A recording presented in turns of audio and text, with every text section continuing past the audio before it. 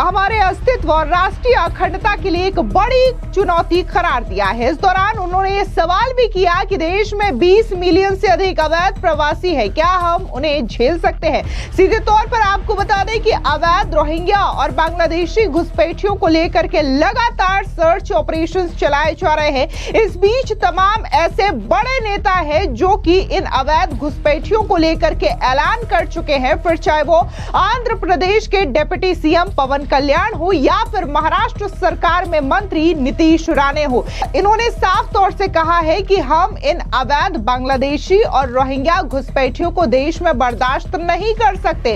उन्होंने साफ तौर से इस बात का भी जिक्र किया है कि कैसे ये अवैध रोहिंग्या और बांग्लादेशी घुसपैठिए जो है वो हमारे वोटिंग सिस्टम को भी प्रभावित करने का प्रयास करते हैं। अब इन सब के बीच में जहां डिप्टी सीएम हो या फिर मंत्री हो इस तरीके की बयानबाजी कर रहे थे, तो अब सीधे तौर पर देश के उपराष्ट्रपति जगदीप धनखड़ ने भी खुल करके अवैध रोहिंग्या और बांग्लादेशियों के खिलाफ ये बड़ी बात कह दी है और सीधे तौर पर उन्हें खदेड़ने की बात उनकी ओर से कही गई है। उनका साफ सवाल है कि क्या देश में 20 मिलियन से अधिक ये जो अवैध अप्रवासी घुसपैठिए हैं, हम इन्हें बर्दाश्त कर सकते हैं, क्योंकि ये न सिर्फ हमारे राष्ट्रीय सुरक्षा बल्कि देश की अखंडता के लिए एक बड़ा खतरा पैदा कर रहे हैं। दरअसल आपको बता दें कि देश के उपराष्ट्रपति जगदीप धनखड़ बुधवार को मुंबई में अंतर्राष्ट्रीय जनसंख्या विज्ञान संस्थान के दीक्षांत समारोह को संबोधित करते हुए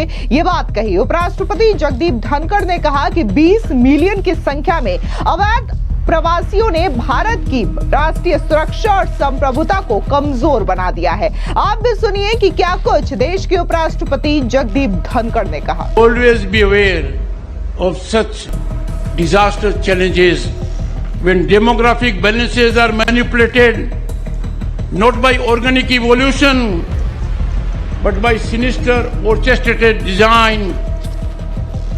Then friends, it is no longer a question of migration. It is a question of demographic invasion. Bharat has suffered it. Can you imagine? Official data. And I say it's much more now. Over 20 million illegal migrants in this country.